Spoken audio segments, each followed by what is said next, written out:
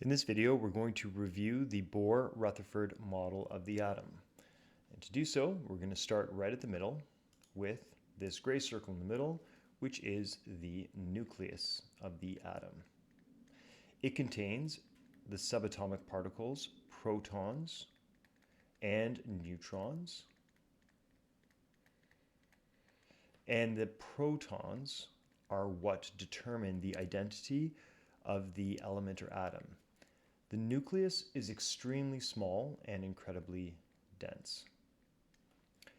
Outside of the nucleus, we have this ring, first ring around the nucleus. That first ring is the first energy level or electron orbit. So in Bohr-Rutherford model, the electrons orbit the nucleus like planets in a solar system. In the first energy level, only 2 electrons are possible. And this energy level, being the closest to the nucleus, is the lowest in potential energy. So after the first energy level, you'll see a decent amount of white space. And the white space on the page there is to denote the empty space that we have between energy levels. And in fact, most of the atom is empty space, and nothing can exist within that space. So electrons can't exist in these empty spaces between the energy levels. The electrons can only exist in the energy levels. The jump between the first and second energy level is the largest. And then as we increase in energy levels, the distance between energy levels gets increasingly smaller. It's possible that you've noticed that some of the lines are solid while other lines are dotted. The solid lines represent what we call populated energy levels. And populated energy levels are basically just energy levels that contain electrons when the atom is in the ground state or when it's unexcited. So these energy levels have electrons in them when the atom has not absorbed any energy. Recall that the number of electrons is equal to the number of protons in a neutral atom. The dotted lines, however, represent what we call unpopulated energy levels. And unpopulated energy levels are basically energy levels that are empty when an atom is in the ground state or when it's unexcited. Electrons can jump up to these levels if given sufficient energy. And they don't stay in those energy levels permanently. Okay, so they eventually will fall back down. In a process, the entire process is called excitation and relaxation, and we'll look at that in a second. So I spoke briefly that the first energy level right here is the lowest in potential energy. I'd like to talk a little bit more about potential energy, and to do so, we'll look at the electron staircase analogy. So the energy levels or orbits of an atom can be thought of as steps in a staircase. And the lowest stair has the lowest potential energy, like the first energy level of an atom. So this right here represents the first energy level. You'll see I'm writing n is equal to 1. That's because in the Bohr-Rutherford model, n is the variable we use for energy levels. It's called the principal quantum number. So this is my first energy level. And that has the lowest potential energy. Okay, and then we have these steps that go successively upwards. As the electron moves up the stairs, it increases in potential energy. And the jump from the first and second step is the biggest, as we can see in this diagram right here. And then the jumps get smaller and smaller as we increase. Now, jumping up requires the exact amount of energy required to reach that next step. No more, no less. So in order to jump from the first to second step, the electron has to absorb that exact amount of energy. So if it does not receive that exact amount of energy to jump from the first to the second energy level, or we could say if it doesn't have enough energy to go from the third to the fourth, nothing will happen. Okay? So as we can see here, it's bolded. There is a specific quantity of energy necessary. When electrons fall back down, so this should say they,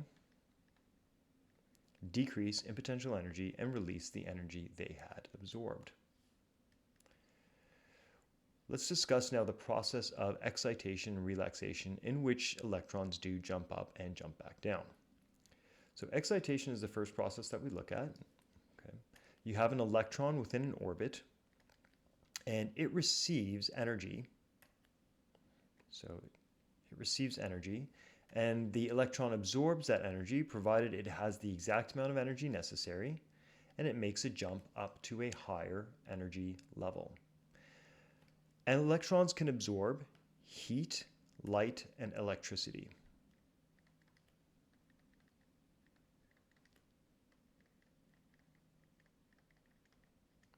The absorbed energy causes them to jump up to a higher energy level, and the electron is what we call in an excited state at this point, with much more potential energy.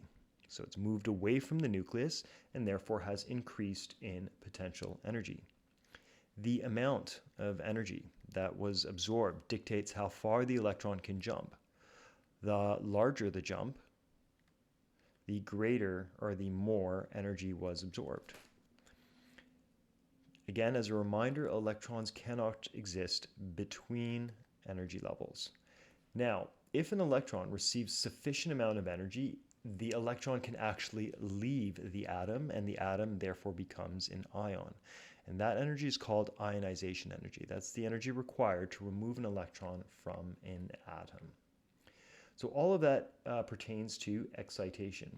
Now let's look at what happens right after excitation, and that is, relaxation.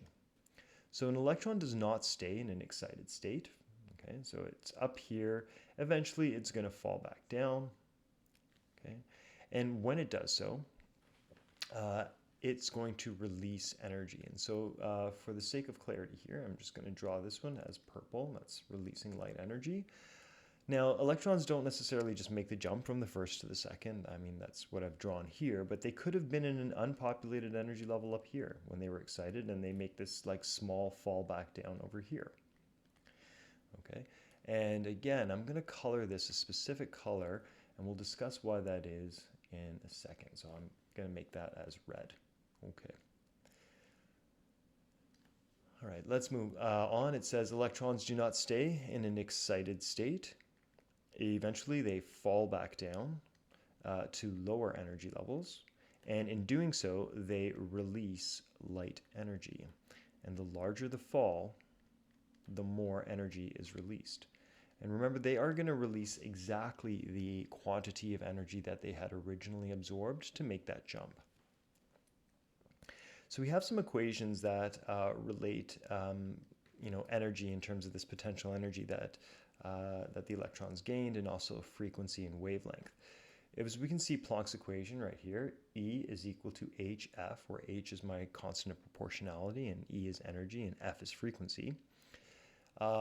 E is directly proportional to f, so more energy means a higher frequency. If we look at this equation right here, this is actually just a form of the universal wave equation, but because we're looking at light, the speed of light is given a specific variable. It's given c, right? So c is equal to lambda f. And if we rearrange this, we get c over lambda is equal to f. And we can see, therefore, that frequency has an inversely proportional relationship to lambda. So that means that the higher frequency means a shorter wavelength. And if we combine the two, that means that more energy would mean a shorter wavelength. So let's go back to this diagram right here. As you can see, this electron made quite a big fall. And so a big fall would correspond to high energy. If we look at this right here, high energy means short wavelength or high frequency. And in the visible light spectrum, that tends towards the violet end of visible light wavelengths. So that's why I drew that one in that like violet or purple color. This small jump right here is a very, smaller, it's a smaller amount of energy, right? And so smaller amount of energy is going to relate to more of a longer wavelength, lower energy. That's more like red light, okay? And so I think that covers the basics of the Bohr-Rutherford model of the atom and the process of both excitation and relaxation. Thanks for watching.